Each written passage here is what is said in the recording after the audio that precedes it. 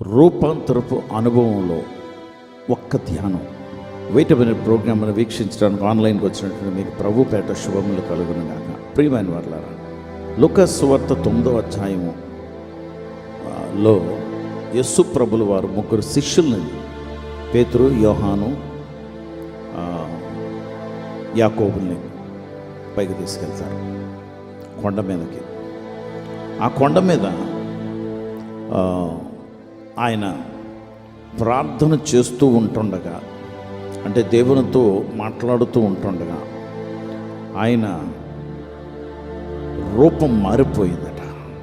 అకస్మాత్తుగా ఆయన వస్త్రాలు దగదగమని మెరిసిపోవటం మొదలుపెట్టే ఆయన సూర్యుని కాంతి కంటే ఆయన ముఖము కాంతివతంగా తయారైపోయింది.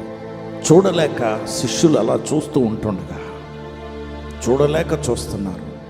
ఇద్దరు పురుషులు ఆయన దగ్గరికి వచ్చారు. వారు కూడా మెరుస్తున్నారు. వారెవరు అంటే మోషే, ఏలియా. మనం జాగ్రత్తగా గమనించాలి. ఇందులో ఒకే ఒక ధ్యానం తీసుకురావాలని మీ దగ్గరికి ఈరోజు ఉదయం ఈ మాట అంశము ఎత్తుకున్నాను. అయితే ప్రత్యేకంగా ఒక చిన్న విషయం ఏంటంటే, మోషే, ఏలియా ఎప్పుడో ఇంచుమించు 1500 సంవత్సరాల ముందు వారు మోషే చనిపోవడం జరిగింది. ఏలియా ఇంకొక 500 సంవత్సరాల తర్వాత ఆరోహణ అయిపోయాడు, లేరు భూమి మీద. కానీ వారు యేసు ప్రభుల వారితో ఆయన నిర్గమము గురించి, అంటే ఆయన పరలోకములోకి ఎత్తబడుతుంటారు, ఆ విషయం మాట్లాడటానికి ఆయన దగ్గరకు వచ్చారు. ఈ ముగ్గురు శిష్యులు పేతురు, యోహాను, యాకోబులు వారిని చూస్తున్నారు. అక్కడ వారు రాసినటువంటి మాటను బట్టి వారిద్దరూ మోషే, ఏలియా అని ఈ ముగ్గురికి ఎలా తెలిసింది?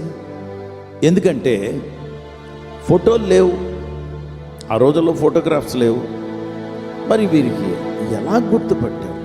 ఎలా గుర్తుపట్టడం అంటే, ఆత్మ వశంలో ఉన్నప్పుడు, ఆత్మ లోకములో మనము ఎప్పుడూ కూడా మనుషుల్ని మనం గుర్తుపడతాం. అది మనం గమనించాలి. ఓకే, ఒక ధ్యానం మీ దగ్గర తీసుకొస్తానన్నాను కదా. ఆ విషయం ఏంటంటే, మోషే, ఏలియా యేసు ప్రభు వారితో మాట్లాడుట శిష్యులు చూచిరి. మోషే, ఏలియా యేసు ప్రభు వారితో మాట్లాడుట మనము జాగ్రత్తగా కానీ ఇంగ్లీష్ బైబిల్లో చూస్తే, Moses and Elijah were talking with Jesus. Okay, 33వ వచనములో ఈ ఇద్దరు అదృశ్యమైపోతారు. ఎవరిద్దరు? మోషే, ఏలియా. అక్కడ మిగిలిన వారు ఎవరంటే యేసు ప్రభు వారు, ముగ్గురు శిష్యులు. అప్పుడు పేతురు మంచి మైకంలో నిద్ర వచ్చేస్తుంది అనమాట వాళ్ళకి ముగ్గురికి. పేతురు వాళ్ళిద్దరు కూడా లేస్తారు. లేచి పేతురు యేసు ప్రభు వారితో మాట్లాడుట అన్న మాట తీసుకుంటున్నాను. Peter talked to Jesus. Peter talked to Jesus. తెలుగులో తర్జుమా చేసినప్పుడు ఒకటే మాటలాగా ఉంది. ఎలాగా? పేతురు యేసుతో మాట్లాడాడు. మోషే ఏలియా యేసు ప్రభు వారితో మాట్లాడాడు. ఇది కొంచెం మోషే, ఏలియా యేసుతో మాట్లాడుతున్నప్పుడు, పేతురు యేసుతో మాట్లాడుతున్నప్పుడు తేడా ఉంది. అందుకే ఇంగ్లీష్ బైబిల్లో విత్ జీసస్ అని మోషే, ఏలియాతో వాడారు, టు జీసస్ అని పేతురు మాట్లాడుతున్నప్పుడు వాడారు. ఏంటి దీనికి తేడా?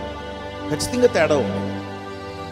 ఏంటి తేడా అంటే, మోషే, ఏలియా మాట్లాడుతున్నప్పుడు మోషే, ఏలియా చెప్తున్నారు, యేసు ప్రభు వారు కూడా వారితో మాట్లాడుతున్నారు. ఇట్స్ డైలాగ్, విత్, కలిసి మాట్లాడుకుంటున్నారు. పేతురు మాట్లాడుతున్నప్పుడు యేసుతో అవతల నుండి రెస్పాన్స్ ఎక్స్పెక్ట్ చేయకుండా, అంటే యేసు ప్రభు వారు ఏం జవాబిస్తారో ఏమీ ఎదురు చూడకుండా ఇటు తరపు నుండి పేతురే చెప్తున్నాడు. 2, కలిసి మాట్లాడుకుంటున్నప్పుడు యేసు ప్రభు వారు కూడా ఏదన్నా చెప్తారని చెప్పి వింటాం. ఇది తేడా. వారు మోషే, ఏలియా, యేసు ప్రభు వారు ముగ్గురు సంప్రదించుకుంటూ మాట్లాడుతున్నారు. కానీ పేతురు చెప్తున్నప్పుడు, మాట్లాడుతున్నప్పుడు అవతల రెస్పాన్స్ అక్కర్లేదు అన్నట్లు మాట్లాడుతున్నాడు అన్నమాట. ఎందుకు ఏం మాట్లాడారంటే పేతురు, ఇక్కడ 3 పర్ణశాలలు కట్టించాలని ఉంది ప్రభా, కట్టిస్తే బాగుంటుంది కదా, నేను కట్టించేస్తానని తన ఉద్దేశం. యేసు ప్రభు వారు దానికి సరైనటువంటి జవాబు చెప్పారనుకోండి. కానీ దేవుని బిడ్డలారా, ఈ అంశం తీసుకుని మనకు అన్వయించుకుంటే మనము ప్రార్థన చేస్తున్నప్పుడు ఎక్కువగా యేసుతో లేకపోతే యేసుక్రీస్తు వారికి ప్రార్థన చేస్తాం. అవతల నుండి రెస్పాన్స్ కొరకు వెయిట్ చేయకుండా వెళ్ళిపోతుంటాం. కనుక మనం ఏమీ ఎదురు చూడకుండా పోతుంటాం, జవాబిస్తారని కూడా చూడకుండా.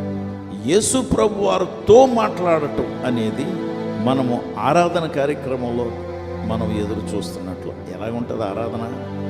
ప్రార్థన మొదలు పెడతాం, ఆయన స్తుతిస్తాం, తర్వాత ప్రార్థన చేసి ప్రభా నువ్వు మాతో మాట్లాడంటాం. అప్పుడు ప్రసంగంలో ఆ దేవుని మాటలు తీసుకొని వివరణ ఇవ్వటానికని ప్రయత్నిస్తాం. అంటే దేవుడు మనతో మాట్లాడితే ఇది దాని అర్థం అని కూడా చెప్పడానికి ప్రయత్నంలో ఉంటాం. కానీ మనం ప్రార్థన చేస్తున్నప్పుడు దేవుడు మాట్లాడతారని కూడా ఎదురు చూడం. ఊరికే మనమే 2 2 2 2 4 2 3 6 అని చెప్పుకుంటూ పోతున్నట్టు, ఈరోజు నాకు భోజనం ఈ ప్రభా, మా పిల్లలకి సీట్లు ఈ ప్రభా, మాకు బట్టలు ఈ ప్రభా, మాకు బంగారం ఈ ప్రభా, అది కావాలి ప్రభా, ఇది కావాలి ప్రభా, పక్కింటోళ్ళు చూడు ప్రభా, నాయన ఇది ప్రభా అని ఏదో మంత్రాలు చదువుకుంటూ వెళ్ళిపోతున్నట్లు ఉంటుంది. అందుకే దేవుని బిడ్డలను 2 వైపుల నుండి మాటలు అవసరమని మీరు జ్ఞాపకం చేసుకుందాం, మీరు జ్ఞాపకం చేసుకోవాలి.